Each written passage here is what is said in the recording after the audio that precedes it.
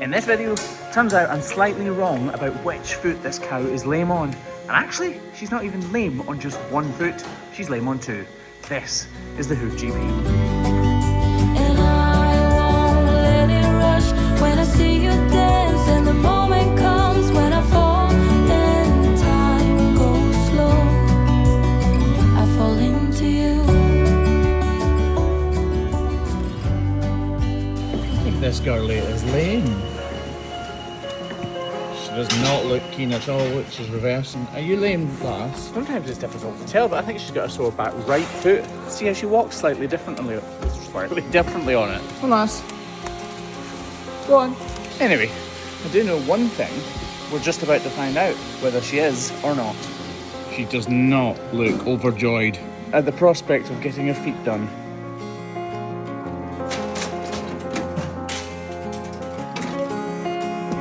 And now she's in the crush. Immediately I can see exactly what's wrong. And it's the back left foot, not the back right. Sometimes they'll walk quicker on the one that is not sore, and sometimes that confuses me. Right, so I can see, for want of a better word, a baggy bit. Look, see up here at her heel, it's all loose.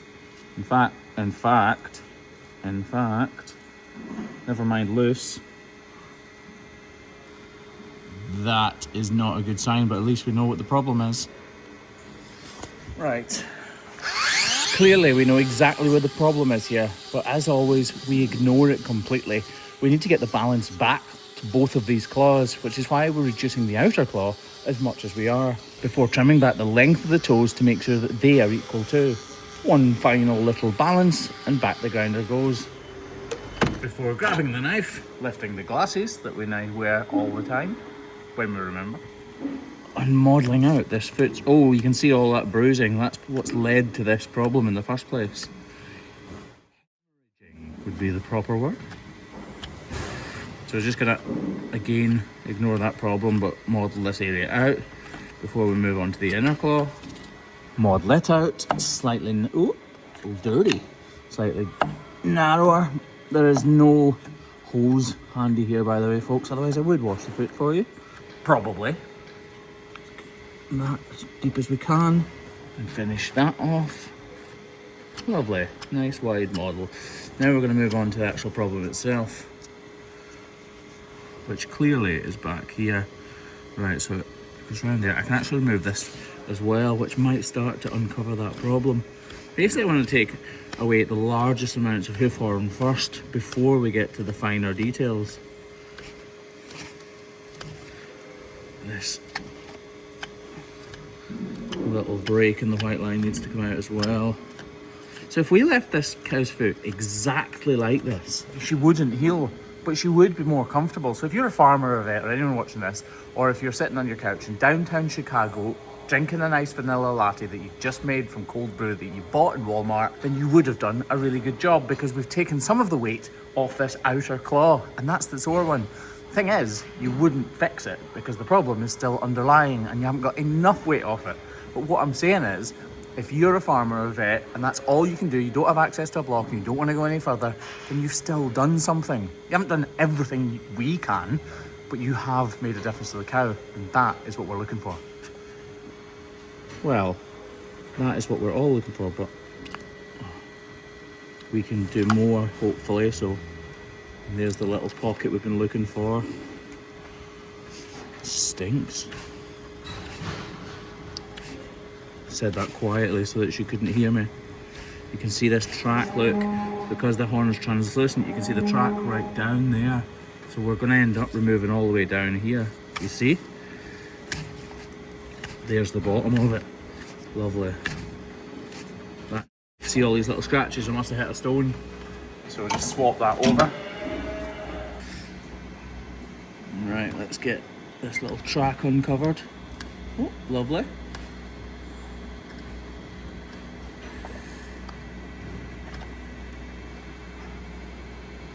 I'm being careful because this skin here, look, if I get the back of my knife and just touch it, look how gentle that is. That's the new hoof horn forming.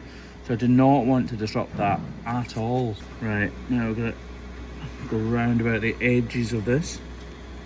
Just keep peeling it. Oh, look at that, I don't need to cut it.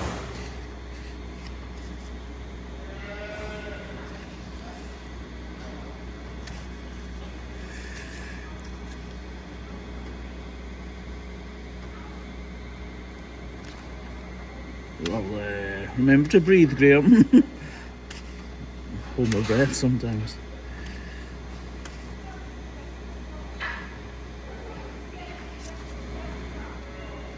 Get all these little slithers. Still see that there's bits detached there. Look, that hard edge tells me that there's still detached hoof horn round about it. Same up here, look. So we'll just get rid of that as well.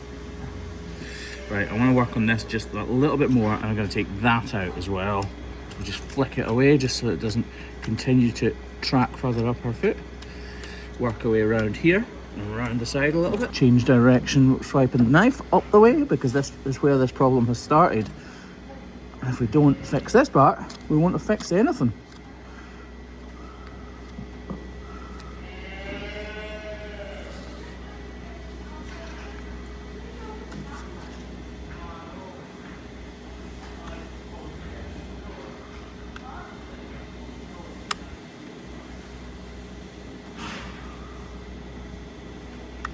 Carefully does it, like you can see it tracking in up there, look. You can actually feel a soft bit up in here. So I'm going to change my knife a little bit so that I can swipe down the way on that. Oh, this is periopal horn or new hoof horn that is forming, so it's very, very soft and pliable.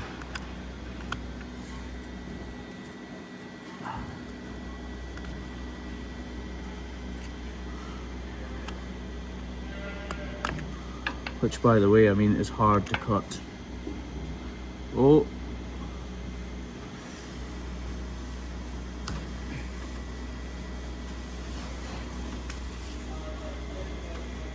Oh.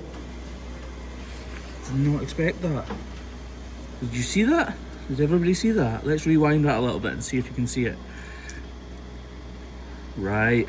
So I was slightly tempted to stop there because it's so close to the corium, and I was worried I did a little bit of damage, but it's clearly still got a pocket in there, a pocket of infection causing the pain.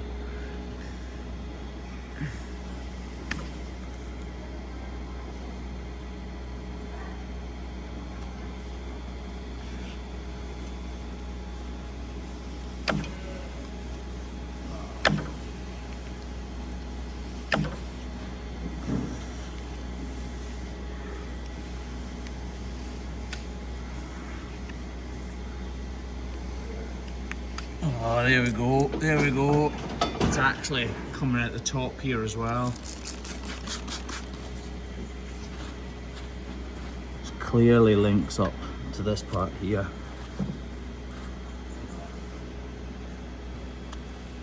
It's coming out the top and the bottom. There's nothing else it can really be. Sorry, I'm trying to squeeze it to figure out. I don't want to cut into it.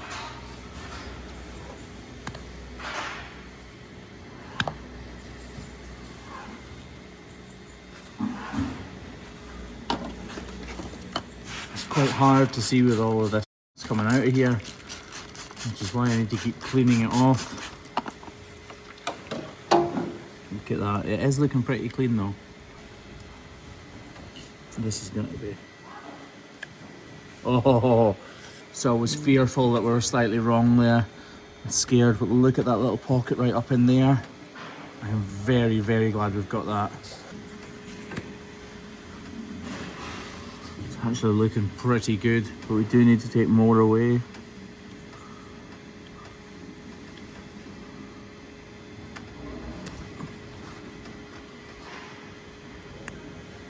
So we're getting on well, and there is a bit to do, but I want to get the block in place.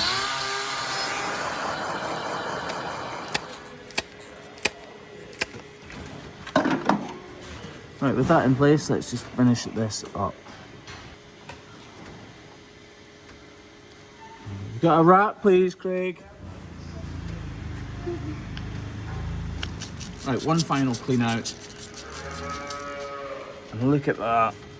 You would never have thought that this hoof right here, as we saw it to begin with, would turn out to have a problem all the way up the side like this. And no doubt it probably looks much worse now, but it will be more comfortable. That capsule, the pocket was holding everything in there, and that was creating pressure, and that is what causes the pain. We've removed that pocket, we've removed the pressure, and we've added the block. So she shouldn't have to stand on that sore foot anymore. Cows like this are in a massive amount of... I know I say that regularly, but it's so important to remember that each and every single one of the cows that we're treating with problems like these are really, really struggling through their day. So terms like this make an incredible difference to their daily lives, and in turn make an incredible difference to the performance of the farm, which does matter. As I'm trimming this back right foot, I know there's no real problem, but she still needs that maintenance part of the routine trimming that we do. And what do you know? She actually has got a little bit of a problem. Sole bruising is an early onset ulcer, so this will definitely turn into a major issue if we didn't intervene right now by putting on a block.